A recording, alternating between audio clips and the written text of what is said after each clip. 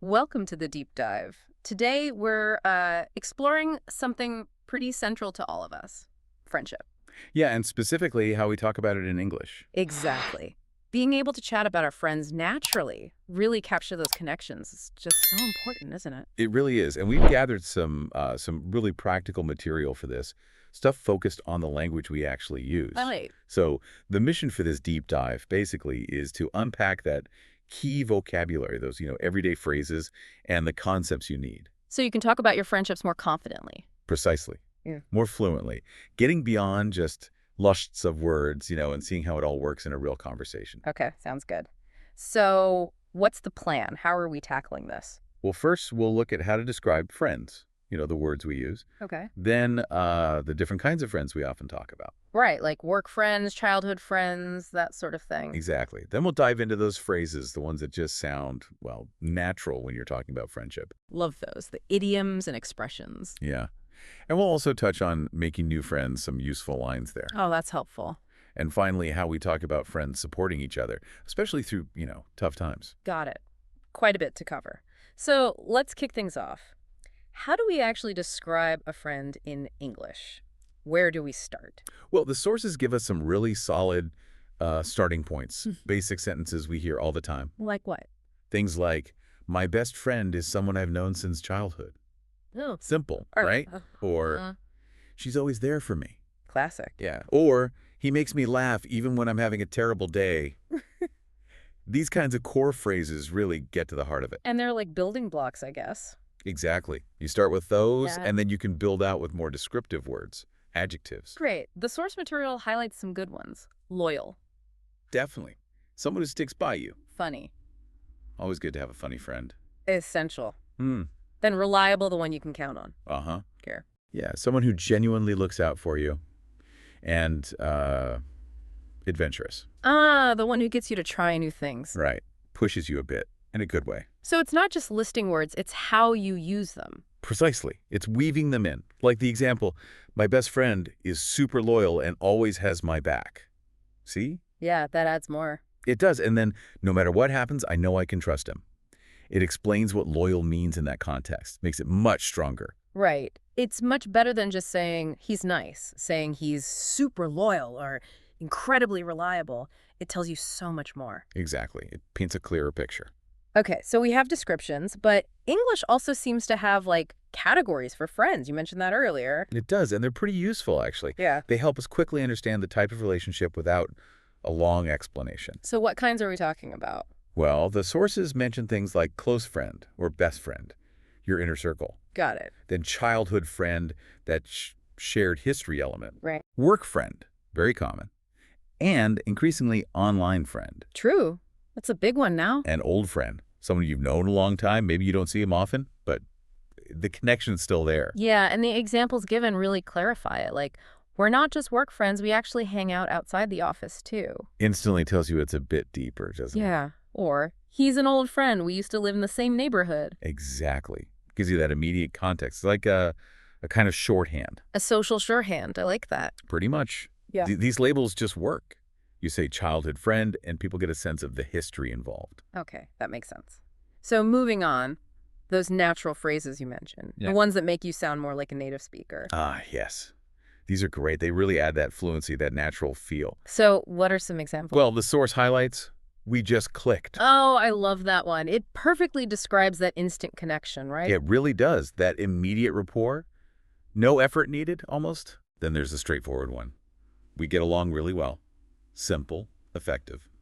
Describes a good, easy relationship. Can't go wrong with that. What else? How about an idiom? We're like two peas in a pod. Huh. Yes. So vivid, meaning you're very similar, very close. Exactly. Great imagery. Yeah. Idioms like that just add, a bit of color. They do. Are there phrases for maybe when things change? Yeah, absolutely. The material mentions, we lost touch. Ah, okay. A common kind of gentle way to say you don't talk anymore. Right. And on the flip side, the more positive one, we caught up after years. Oh, yeah, that's a great feeling, reconnecting. Definitely. Mhm. And the example sentence for that one is spot on. Even though we don't talk every day, whenever we catch up, and it feels like no time has passed. That is so true for some friendships, isn't it? It really is. Shows that some bonds are just, strong enough to handle time and distance. It's amazing how these simple phrases carry so much meaning. They really do. They tap into these shared ideas about what friendship is. Okay, so we've got descriptions, types of friends, natural phrases. What about actually making friends? Especially if you're maybe learning English or in a new place. That can feel daunting. It definitely can. Yeah. But having a few phrases in your pocket can really help. Our sources offer some good ones. Like what? What's a good opener? Something simple and direct like, "Hi, I'm new here. Mind if I join you?" Okay, that's friendly. Breaks the ice. Exactly. Then, to keep it going, find common ground. Ask something like, "What do you like to do in your free time?" Good one. Shows interest. Yeah. And if you feel a connection, maybe suggest taking it further. I really enjoyed talking with you. Want to grab a coffee sometime? Nice and casual. Clear invitation. Right. And for language learners, this one's brilliant. "I'm trying to improve my English. Would you like to chat sometime?" Oh, that's smart. Using your learning goal as a way to connect. Exactly. It's honest Right. and creates an opportunity, potential friend and practice partner. I like that. And the source also had some encouraging advice, didn't it? It did. Really simple but powerful. Be brave, be open, and be kind. That's how friendships begin. Be brave, be open, be kind. Good mantra. It really is. Yeah. Fundamentally, making friends is about being willing to connect, showing that genuine interest. Okay. Now, another really important part of friendship is support, right? Being there for each other when things get tough. Absolutely crucial. And English has ways to express that too. What kind of phrases capture that support? The source gives some powerful examples like, "She stood by me when things were tough." Stood by me. That really conveys loyalty, unwavering support. It does. Or, "He helped me through a really difficult time." This highlights the sort of active help. Yeah, the practical support, or maybe just being there. Exactly. And then there's, "When I was going through something, he listened without judging me." Oh, that's huge. Having that safe space. So important. It's about trust, understanding, not just offering solutions sometimes, but just listening. It really shows that friendship is, well, it's more than just fun times. It's that support system. Definitely. Having people you can lean on. So to help you, the listener, actually use all this, the source included some practice prompts, right? Yes, some really good questions to get you thinking and hopefully talking about your own friends in English. What are they? Things like, "Who's your best friend and why?" Basic, but gets you reflecting. Uh-huh. And how did you meet? Always interesting stories there. Definitely. Also, what do you like doing together? Focusing on the shared experiences. And what qualities do you value in a friend? That brings us back to those descriptive words. Exactly. And this one, I think, is great for many listening. Have you ever made a new friend while learning English? Yeah, that's really relevant. Ties into what we just discussed. And there's even a sample answer in the source, which is a nice model. Oh, yeah. How does it go? It's like, "My best friend is someone I met in high school.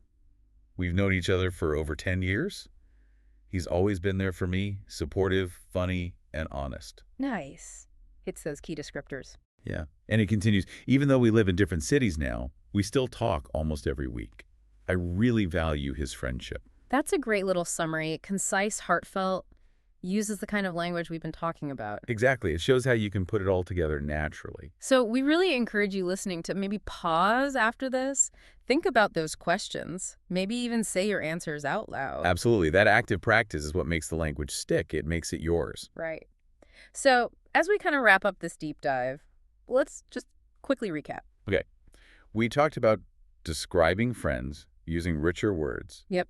The different types of friends, work, childhood, etc. Those natural everyday phrases that boost fluency. Like we clicked or caught up. Strategies for making new connections. Being brave, open, kind, and using those handy phrases. And finally, the language of support in friendship. Being there for each other. And the main takeaway really is that talking about your friends, it's not just small talk. It's real personal English practice. It absolutely is. And it builds connection, both with the people you're talking about and the people you're talking to. Yeah. Be real, be expressive, be confident when you talk about your friends. That's good advice. It is. The more you share authentically, the more natural your English will sound. Okay, so maybe a final thought for you to mull over based on everything we've discussed. Yeah, how about this? What's one quality you really, truly appreciate in your closest friends? And, like, how has that quality actually impacted your life for the better? Ooh, that's a deep one. Or maybe thinking about making new friends. Which of those phrases we mentioned feels like one you could actually use? And when might you use it? Good questions to ponder. Keep exploring, keep practicing this language of friendship. It's a really rewarding part of learning and connecting.